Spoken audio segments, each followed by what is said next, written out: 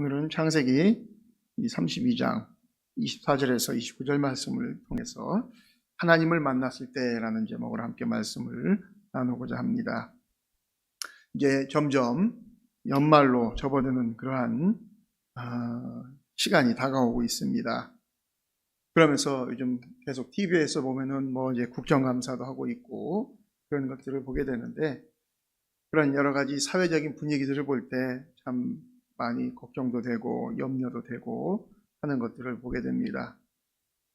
그러면서 보면 이 사회 전체적으로 보면 위에서부터 아래까지 보면 이 정치적인 부분들도 그렇고 서로를 비방하고 원망하고 하는 데에 혈안이 되어 있는 걸 보게 됩니다.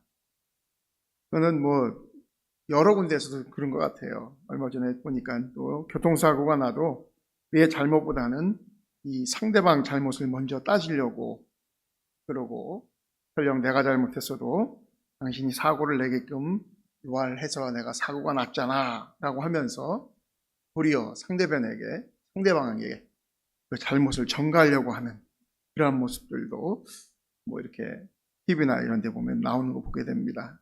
이런 비방과 원망은 궁극적으로 보면 우리의 그 원수인 마귀로부터 나오는 것들입니다. 자기의 잘못을 인정하려고도 안 하고, 자기의 잘못을 또 다른 곳으로 돌리려고 하고, 남에게 전가하려고 하고 하는 그러한 모습들은 사단이 가장 잘 쓰는 그러한 방법 중에 하나입니다. 반면 하나님을 만난 사람은 자기의 잘못을 어떻게 합니까? 인정을 하고 도리어 용서를 구하고 회개하고 하는 것을 하게 됩니다. 왜냐하면 하나님을 만나면 진정한 나를 발견하기 때문에 그렇습니다. 주변의 모든 사건과 환경을 통해서 우리는 하나님의 계획하심을 알 수가 있습니다. 또 그런 것들이 우연히 일어나는 것이 아니라는 것을 또 우리가 알기 때문에 그런 것들을 통해서 하나님의 계획하심과 일하시는 것들을 우리가 알 수 있는 것입니다. 하나님을 만난 사람들에게는 공통점이 있습니다. 하나님을 만나면 먼저 자기 자신이 먼저 변화가 된다는 것입니다. 오늘 본문의 야곱을 보면 하나님을 야복 강가에서 만나게 됩니다. 그 전까지는 하나님이 함께 한다는 것은 알고 있었을 것입니다. 왜냐하면 그의 아버지, 할아버지를 통해서 하나님의 역사하심들을 아브라함이나 이삭을 통해서 그가 많이 봐왔기 때문에, 그렇기 때문에, 그러나 직접적으로 야곱이 하나님을 만난 사건은 지금 여기서 일어나는 것이죠. 하나님과의 씨름을 한 후에 야곱은 제일 먼저 무엇이 바뀌었습니까? 그의 이름이 바뀌었습니다.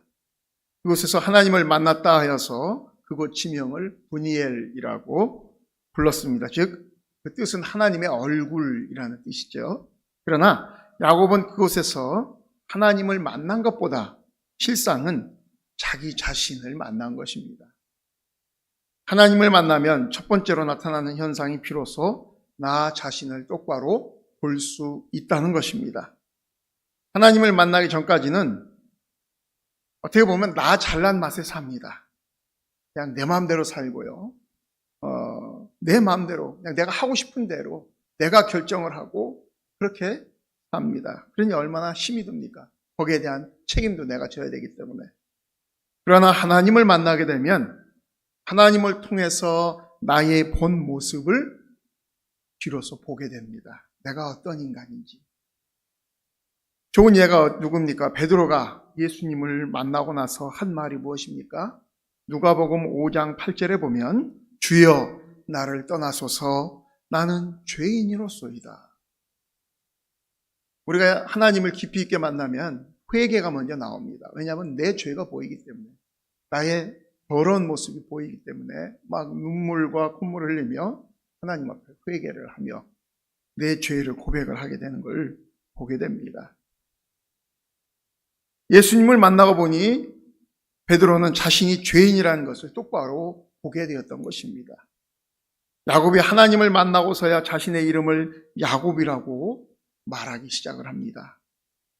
그래서 오늘 본문은 32장 27절에 보면 그 사람이 이르되 그에게 이르되 내 이름이 무엇이냐? 그가 이르되 야곱이니이다. 여러분, 야곱이라는 이름의 뜻 여러분들도 잘 아시죠? 야곱이라는 이름의 뜻은 어머니 리브가가 쌍둥이 형인 에서를 먼저 낳았을 때 형 에서의 발꿈치를 잡고 태어나서 발꿈치를 잡다라는 그런 의미가 바로 이 야곱입니다. 즉 야곱은 태어날 때부터 타인의 발꿈치를 이렇게 잡고 태어났습니다. 어떻게 보면 이 딴지를 건다라는 그런 부정적인 의미가 그 이름 안에 이렇게 담겨져 있는 것입니다. 여러분, 이 세상은 뿌린 대로 거둔다라는 그 법칙으로 세상은 돌아갑니다. 이것은 하나님이 세상을 창조하실 때 어떻게 보면 만드신 만고불변의 그러한 진리입니다. 내가 좋은 것을 뿌리면 좋은 것을 얻지 않습니까? 여러분, 악한 것을 뿌리면 악한 것을 얻을 수밖에 없습니다. 야곱이 야복강가에서 하나님과 씨름을 한 후 허벅지 관절이 어긋나는 그 장애를 입게 됩니다. 그러면서 어떻게 됩니까? 자기 인생을 돌아보게 됩니다. 야곱은 밧단 아람에서 라반의 모습을 보면서 속으로는 삼촌 라반의 모습 속에서 사기치는 자기 자신, 야곱 자기 자신의 모습도 아마 발견했을 겁니다. 여러분, 야곱은 어릴 때부터 어떻게 보면 남을 속이면서 살았습니다. 그러나 동시에 자신도 많이 속고 산 그러한 사람입니다. 야곱은 외삼촌 라반에게 수없이 속았습니다. 자기 아내에게도 속았고요. 자식들에게도 속았습니다. 여러분, 결혼을 속아서 하는 그런 바보가 이 세상에 얼마나 있겠습니까? 그런데 그렇게 야가 빠진 이 야곱이 이 바보스럽게도 결혼을 속아서 했습니다. 첫날 밤에 자기가 사랑하는 라헬이 아닌 그의 언니인 레아와 첫날 밤을 보내면서 그 다음날 아침에서야 그게 자기 와이프가 자기가 정말로 사랑했던 여인이 아니라는 것을 알지 않습니까? 그래서 삼촌에게 속은 것이죠. 그리고 여러분, 우리가 결혼을 하는데, 남녀가 만나서 서로 결혼을 하는데 그 결혼할 그 여자에게, 물론 지금 중국이나 이런 데는 여자가 하도 부족해가지고 결혼을 하려면 여자네 집에 이렇게 지참금을 줘야 된다고 하더라고요. 요즘은 여자가 부족하니까 남자가 결혼을 하려면 그래야 된다고 합니다. 그런데 이 야곱은 어떻습니까? 무려 결혼을 위해서 14년간이나 거의 무임금으로 라반의 머슴 노릇을 했습니다. 참 바보 같은 그런 삶이죠. 그렇게 야곱이 사랑하던 또 아들 요셉을 다른 아들들이 미디안 상인에게 팔아버리고 요셉의 옷에 죽은 짐승의 피를 묻혀서 그 동생이 죽었다라고 거짓말을 했을 때도 야곱은 그 말에 어떻게 됐습니까? 속아 넘어갔습니다.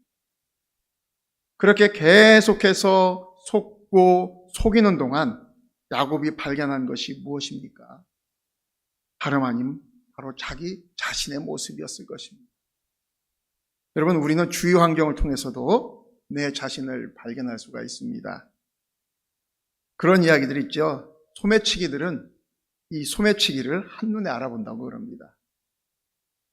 속이는 사기꾼들도 한눈에 그 사기꾼들을 보면 알 수가 있고, 성질이 안 좋은 사람 눈에는 성질이 안 좋은 사람이 보입니다.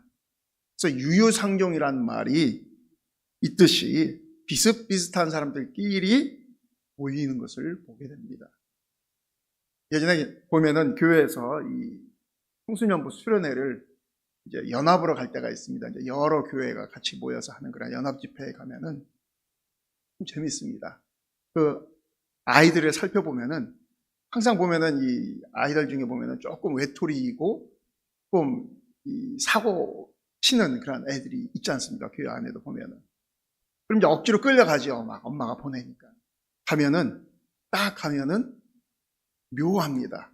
같은 교회가 아닌데, 다른 교회 아이인데, 자기하고 비슷한 애를 발견을 해서 걔랑같이 돌아다녀요. 누가 가르쳐준 것도 아니에요. 그런데 딱 그걸 본능적으로 압니다. 좀 신기합니다. 그래서 여러분, 부모님들이 자녀를 키울 때 저도 저희 어머니 얘기 참 많이 들었던 것 같아요. 어릴 때부터 늘 부모님이 하시는 말씀이 뭡니까? 좋은 친구 사귀어라. 예. 그만큼 중요한 겁니다. 누구를 만나느냐, 이것도 굉장히 중요한 것이죠. 여러분, 하나님을 만났을 때 두 번째 일어나는 현상은 뭡니까? 순종의 사람이 된다라는 것입니다. 자기 자신이 누군가를 하나님을 통해서 똑바로 보게 되면 그 다음은 철저히 하나님의 능력을 의지하게 됩니다. 이전까지 내 힘으로 살았다면 이후부터는 하나님이 이끄시는 대로 살게 됩니다. 그래서 우리가 하나님을 만나면 우리가 어떻게 됩니까? 철저히 수동적으로 변하게 될 수밖에 없습니다. 그전에는 하나님을 알게 되면 내 마음대로 능동적으로 막 내가 주도해서 일하고 막 하고 그렇게 다니는데, 하나님을 만난 사람들, 성경에 많은 인물들을 보면 철저히 수동적으로 변합니다. 그래서 하나님께서 원하시는 일, 하나님이 시키시는 일, 그 일에 충성을 하는 겁니다. 여러분, 모세가 이집트 왕자로 살 때 어땠습니까? 혈기가 굉장히 막 왕성했습니다. 그래서 자기 민족 사람을 핍박하는 그 군인을 어떻게 합니까? 죽이죠. 쳐서. 살인까지 하게 됩니다. 그래서 미디안 광야로 도망가서 장인 그 이드로의 집에서 40년간 양치기를 하며 삽니다. 그러다가 불타는 떨기나무에서 하나님을 만나게 되죠. 그때 하나님이 모세를 들어서 사용하시려고 애굽의 바로 왕 앞에 가서 말할 것도 다 알려주시고, 지팡이가 뱀이 되는 기적과 이 손을 이렇게 품속에 넣었다 꺼내면 문둥이 손이 되는, 나병이 되는 그런 이적 등을 다 보여주시면서 애굽으로 가서 그 고통받는 너희 백성들을 해방시켜라 라는 그러한 명령을 모세에게 하나님께서 하십니다. 그런데 우리가 출애굽기 4장을 쭉 보면 어떻습니까? 계속 모세가 빼지요. 난 못합니다. 저는 그럴 능력이 없습니다. 그러면서 자, 출애굽기 4장 13절에 보면 오 주여 보낼 만한 자를 보내소서, 막 그렇게 자기는 그럴 제목이 아니라고 합니다. 그러니까 나중에 하나님이 막 화를 내시면서 뭐라고 합니까? 네 형 아론, 말 잘하는 아론을 데리고 가라고 그렇게까지 하지 않습니다. 40년 전에 혈기왕성하던 모습은 이 모세에게 있어서 온데간데 없고 자신감도 없어 보이는 그런 연약한 노인의 모습을 우리는 볼 수가 있습니다. 그 모습이 사라져버렸습니다. 자기가 뭔가를 막 하려고 하던 그 모습이. 즉, 어깨의 힘이 다 빠져버렸고 굉장히 소심한 그러한 사람의 모습으로 변해버렸습니다. 하나님께서 그때까지 기다리신 거죠. 40년을 기다리신 겁니다. 그 모세가 모든 걸 포기하고 이제 하나님을 의지할 때까지. 하나님은 당신의 일꾼으로 쓰려는 사람을 훈련하실 때 제일 먼저 하시는 일이 어깨에 힘을 빼는 일을 먼저 하십니다. 그래서 아무것도 자기 힘으로 할 수 없을 정도로 정말 너덜너덜한 상태로 만드셔서 그 하나님 말씀에 순종할 수 있는 사람으로 만드시는 걸 볼 수 있습니다. 베드로도 그러지 않았습니까? 베드로가 성령을 받기 전에 이제 막 칼 들어서 사람 귀나 자르고 막 할 정도로 혈기가 왕성하던 그러한 베드로가 나중에 성령을 받고 정말 참 자기 자신을 발견하며 하나님의 그 예수 그리스도의 그 참 제자가 됐을 때는 철저히 순종하는 사람으로 바뀐 걸 볼 수가 있습니다. 하나님은 내 힘이 아닌 하나님의 능력으로 믿는 자들이 살기를 원하십니다. 여러분, 미성숙한 사람들의 특징이 뭡니까? 굉장히 활동적이라는 겁니다. 여러분, 2살, 3살 먹은 아이들 보십시오. 얼마나 역동적이고 막 활동적입니까? 가만히 있질 않고 막 뛰어다니고 지 마음대로 막 돌아다닙니다. 그래도 그때는 그게 참 이쁘고 귀엽습니다. 그런 모습이. 그런데 20살 먹어도 그렇게 막 안절부절하지 못하고 예배 드리는데 막 이 교회 막 돌아다니고 그런다면 조용히 붙들어서 병원에 한번 데려가 봐야 됩니다. 야곱이 하나님을 만나기 전까지는 정말 자기 마음대로 살았습니다. 온갖 꾀를 내어서 남을 속이고 자기도 속고 하면서 엉망진창인 그러한 파란만장한 인생을 살았습니다. 그런데 그렇게 해서 야곱이 이룬 것이 무엇이 있습니까? 물론 재산은 좀 모았죠. 재산은 좀 모았습니다. 그래서 야곱이 노년에 요셉에 의해서 바로왕 앞에 이르렀을 때에 그의 나이가 130세였습니다. 그때 야곱은 바로왕에게 자신을 소개할 때 뭐라고 말했습니까? 험악한 세월을 보낸 나이다. 자기 힘으로 살려니 막 얼마나 힘들었겠습니까?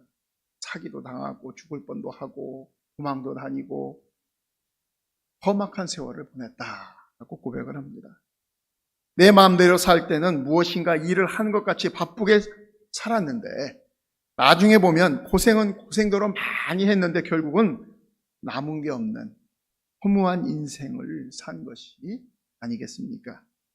반면 그의 아들 요셉을 보십시오. 그는 하나님께 철저히 순종하고 하나님이 주시는 지혜로 살다 보니 한 나라를 기근으로부터 구하고 스스로도 존귀케 되는 영광을 누리지 않았습니까?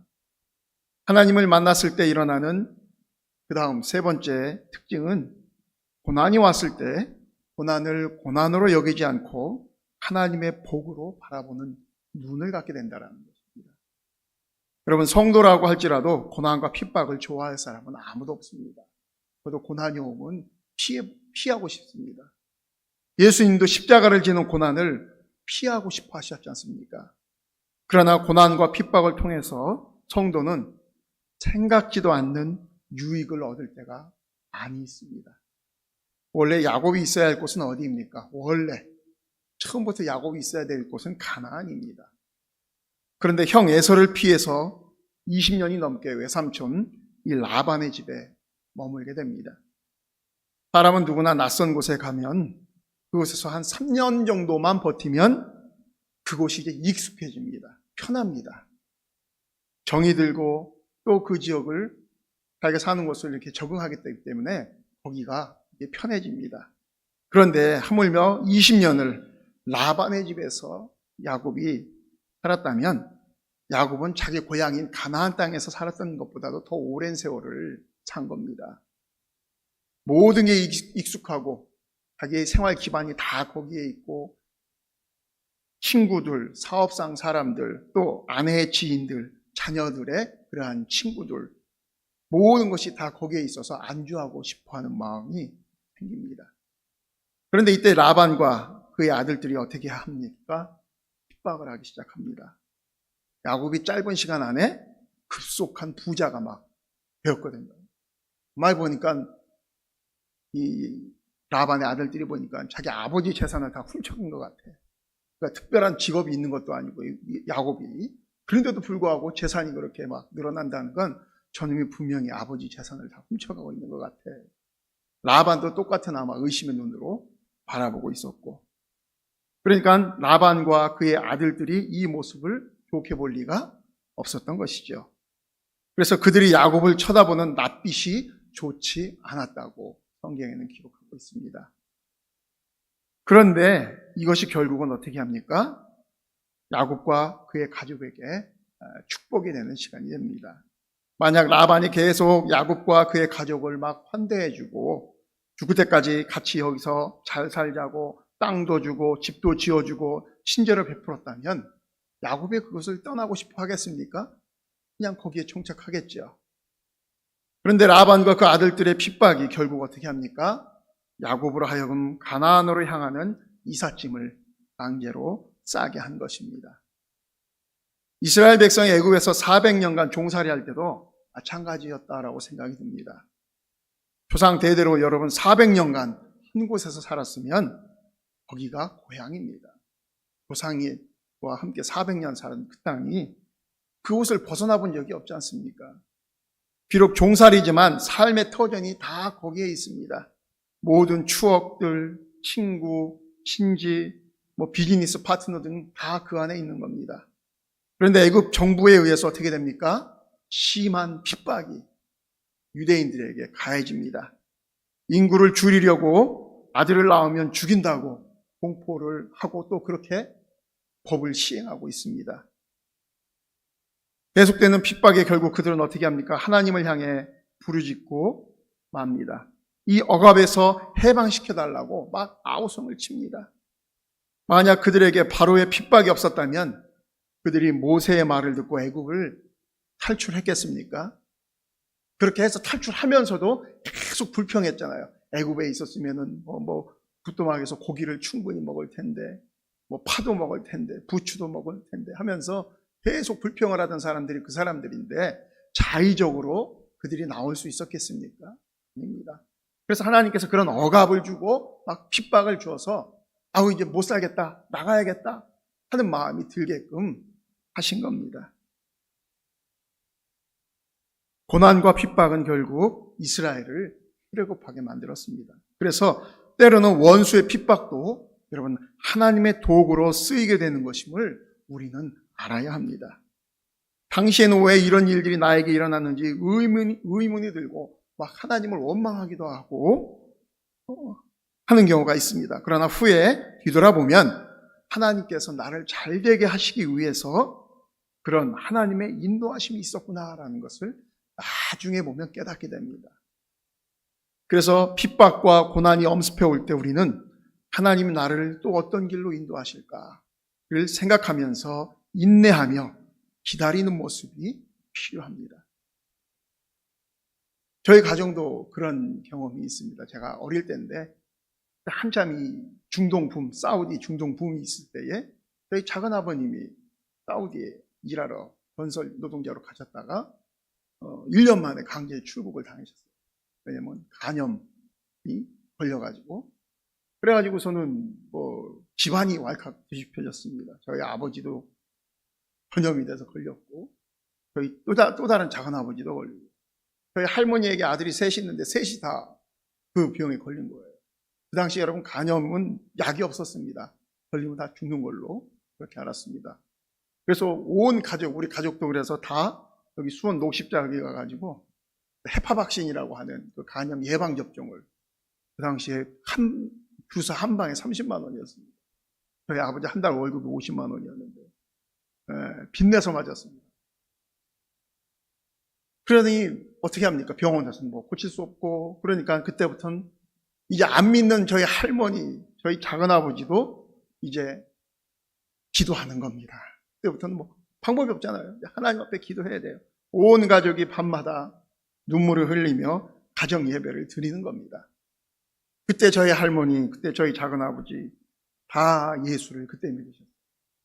그래서 저희 아버지, 또 다른 작은아버지는 어떻게 그냥 낫으셨어요. 근데 원래 걸려오신 분은 이제 만성 보균자로 사시다가 몇 년 전에 돌아가셨는데, 그 당시에는 집안이 말칵 뒤집어져서 난리였지만 나중에 보니까 그 일로 인해서 가족이 다 구원을 받을 수 있는 복을 하나님께서 주신 겁니다. 그런 일이 없으면 저희 할머니 같이 굉장히 막 고집도 세시고 하신 분이 예수를 믿을 수가 없는 분이시거든요. 그래서 예수도 믿으시고 권사의 직분으로 사시다가 3년 전에 하나님의 부르심을 받으셨는데, 하나님은 때로는 그렇게 가정에 어려움을 주실 때가 있습니다.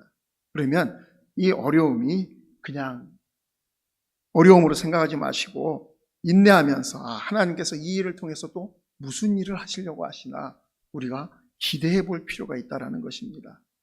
우리가 야곱의 이야기를 읽다 보면 참 재미있는 것들을 찾을 수 있습니다. 여러분, 야곱은 부인이 4명이었습니다. 4명이었죠. 어떤 사람은 이걸 보고 부럽다라고 말하는 사람도 있는데, 여러분, 야곱은 아마 그렇게 생각하지 않았을 겁니다. 야곱은 자기가 의도해서 부인을 4명이나 둔 게 아니죠. 첫 번째 결혼을 바보처럼 속아서 사랑하지 않는 레아와 했습니다. 그래서 진짜 자기가 사랑하는 라헬과 또 결혼을 하게 됐고, 두 자매와 결혼을 하다 보니까 자매들 사이에 자식 낳는 경쟁을 하게 되었죠. 그래서 어찌어찌 하다 보니까 두 자매의 몸종들까지 다 부인으로 두어서 4명이 돼버린 겁니다. 순식간에. 부인 1명하고 살기도 여러분 힘들어서 이혼을 한 해 만에 하는데, 여러분 야곱은 아내를 4명이나 두었기 때문에 얼마나 골치 아팠겠어요. 하루라도 가정이 평안할 날이 없었을 거라고 저는 생각이 됩니다. 특히 레아와 라헬은 자매로서 서로 남편 야곱을 둔 라이벌이었습니다. 그렇기 때문에 의견이 일치하는 일이 거의 없었을 겁니다. 그런데 아버지 라반을 떠나는 문제에서만큼은 이 두 자매가 서로 일치합니다. 그래서 이때 두 자매가 처음으로 우리라는 말을 씁니다. 그래서 창세기 31장, 오늘 본문은 아니지만 15절과 16절에 보니까 아버지가 우리를 팔고 우리의 돈을 다 먹어버렸으니 아버지가 우리를 외국인처럼 여기는 것이 아닌가. 하나님이 우리 아버지에게서 취하여 가신 재물은 우리와 우리 자식의 것이니 이제 하나님이 당신에게 이르신 일을 다 준행하라. 그때서야 이제 두 메이저 부인 둘이 서로 합의를 하고서는 나갑시다. 이제 합의를 해서 이제 자기 아버지 집에서 이제 떠나게 됩니다. 말씀을 정리합니다. 이처럼 하나님의 말씀에 순종하는 자세로 나가면 나의 오래된 골치 아픈 문제들이 풀리기 시작을 합니다. 하나님을 만나면 비로소 나를 발견하게 됩니다. 그래서 하나님께 순종하게 되어서 우리가 형통의 길을 가게 됩니다. 인생을 살면서 때로는 고난과 힘든 일이 올 때도 있습니다. 그러나 그럴 때 우리가 하나님을 만난 사람은 그 고난 속에서도 하나님의 인도하심과 계획하심을 기대하게 됩니다. 그래서 더 큰 믿음을 소유하게 되고 세상을 이기는 승리자가 되는 것입니다. 그래서 우리는 늘 하나님을 의지하는 그러한 삶을 살아야 합니다. 그 길만이 이 험악한 세상에서 낭망하지 않고 승리하며 살아가는 유일한 방법이 되기 때문에 그렇습니다. 그래서 저와 여러분이 우리의 남은 인생을 그렇게 하나님 말씀에 순종하며 하나님을 만난 사람으로서 정말 때로는 우리에게 오는 그러한 고난과 힘든 일도 믿음으로 잘 이겨나갈 수 있기를 정말 주님의 이름으로 축원드립니다.